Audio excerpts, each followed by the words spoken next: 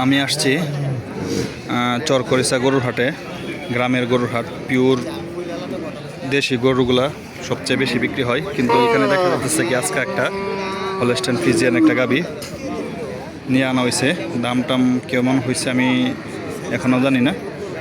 এ দেখেন গাবিটা, দেখেন 70 ভাঙ্গে বলে। দেখেন গরুটা। আচ্ছা দেখেন গরুটা। ভাই একটু পানি খাবাইতেন গরুটা, হাতাইতেছে। আপনার বাড়ি কই পড়ছে ভাই? মাসকান্দা, এই যে মামি তারাকান্দা মাসকান্দা সরকার বাড়ি। এটা কি আপনার ফার্মের গরু? দুধ কতটুক দেয়? দুধ কতটুক দেয় মা? 25 লিটার। দাম কিরম হয়েছে ভাই এটার?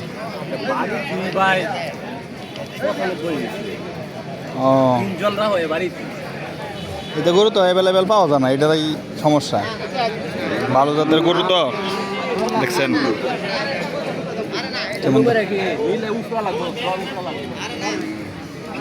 দামটা আমি আপনাদেরকে দেখাই।